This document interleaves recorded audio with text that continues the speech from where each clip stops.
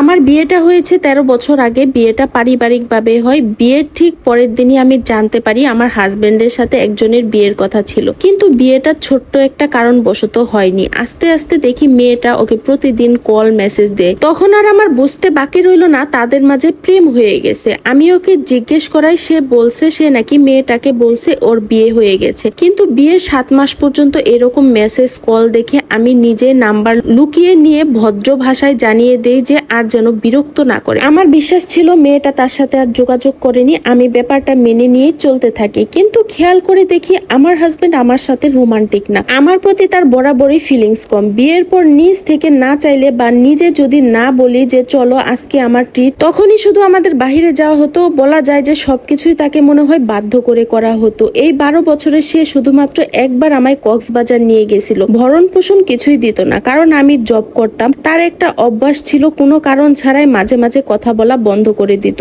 আর তার সাথে তার দুর্ব্যবহার তো আছেই। যাই হোক, এই অসহ্য যন্ত্রণা সহ করে আমি তার সাথে ছিলাম, কারণ আমার বিয়ের 1 বছরের মধ্যে আমাদের একটা বেবি হয়। যাই হোক, এইসব আত্মকাহিনী লিখতে গেলে বিশাল একটা বই লেখা হয়ে যাবে। তার প্রতিটা পাতাই শুধু আমাকে অসহ্য যন্ত্রণা, মানসিক যন্ত্রণা, অবহেলা আর বুক ছেঁড়া আত্মচিক্ষা ছাড়া কিছুই পাবেন না। আমি এখন জব করি না, আর আমাদের 2টা বেবি। ঠিক 2 বছর আগের ঘটনাক্রমে ওর ফেসবুক মেসেঞ্জারে আগের সেই গার্লফ্রেন্ডের সাথে তার অপ্রীতিকর কিছু মেসেজ আমি দেখে ফেলি। বিষয়টা নিয়ে আমি আমার হাজবেন্ডের সাথে অনেক রাগারাগি করার পর আমার স্বামী কিন্তু খুব স্বাভাবিকভাবেই সবকিছু মেনে নেয়। আমি তাদের এইসব কথাবার্তা সহ করতে না পেরে মেয়েটাকে কল দেই। মেয়েটা আমার কাছে মাপ চায় এবং বলে আপনার হাজবেন্ডই তো আমাকে সব সময় নক করে, আর লাস্ট 2 বছর ধরে তাদের মাঝে অনেক বেশি যোগাযোগ হচ্ছে, তাও আবার আমার বাবা মারা যাওয়ার পর থেকে। আমি খুব ভেঙে পড়ি। মেয়েটা আমাকে জানায় আমার হাজবেন্ড নাকি তাকে পাগলের মতো ভালোবাসে। মেয়েটা যদি তার সাথে যোগাযোগ করতে না চায় তাহলে সে পাগলের মতো হয়ে যায়। আমার হাজবেন্ড মাঝে মাঝে তাকে নক করে। এই রকম হাজারো কথা, হাজারো উদাহরণ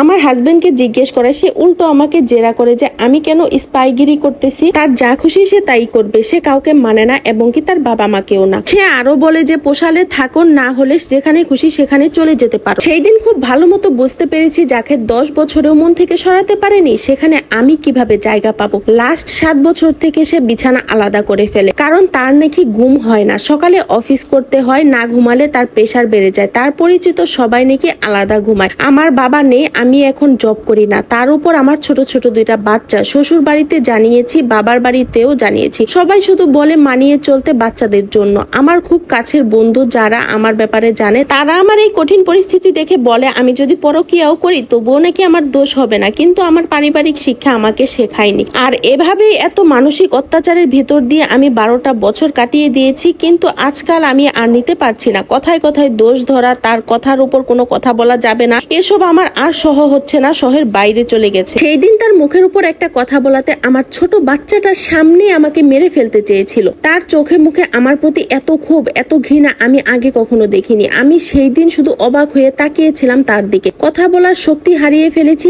আমি কোনো গালাগালি, অকথ্য ভাষায় কিছু বলা এমন কিছুই বলিনি। শুধু তার কথার পিঠে আমি একটা সাধারণ কথা বলি, আর তাতেই আমাকে মেরে ফেলতে চেয়েছিল। আমার এখন আর সহ হচ্ছে না, দম বন্ধ লাগে। কিন্তু বাচ্চাগুলোর দিকে তাকিয়ে নিজেকে বুঝাইতেছি, কিন্তু আমার মন চাচ্ছে ডিভোর্স দিয়ে দে। আমি আমার শ্বশুরকে বলেছি আমি আর সংসার করব না, কিন্তু সেও আমাকে ধৈর্য ধরতে বলে। আমি তো এক ছাদের নিচে সেপারেশনে আছি, আমাকে বাধ্য করেছে। আমি আর সহ করতে পারছি না, কিন্তু আমার ভয় হয় ডিভোর্সের পরের জীবন নিয়ে। আমার এখন খুব ইচ্ছে করে আমি নিজ ইচ্ছায় দুনিয়া ছেড়ে চলে যাই, কিন্তু বাচ্চাদের জন্য তাও পারছি না। একটা মানুষ কতটা অসহায় হয়ে এতটা কষ্ট পেয়ে পৃথিবীর মায়া ত্যাগ করতে চায়। আমি এখন এই বিষয়গুলো খুব ভালো মতো বুঝতে পারি। মানুষ কেন আত্মহত্যা করে জানেন? একাকিত্বের জন্য। আমি তাও পারছি না। সবাই আমার জন্য দোয়া করবেন যেন আল্লাহ আমাকে এমনিতেই নিয়ে যায়। প্রতিদিন একবার করে মরার চেয়ে একেবারে মরে যাওয়া ভালো। আমি আমার জীবন থেকে সবাইকে একটা কথা বলবো, কোনো একটা সম্পর্ক থেকে পুরোপুরি না বের হয়ে এসে কখনো কাউকে বিয়ে করা উচিত না। আমাকে সবাই একটু বলবেন আমার মনটা শান্ত করব কিভাবে? ডিভোর্সের পরের জীবনটা কি এই জীবনের চেয়েও কঠিন হয়ে যাবে?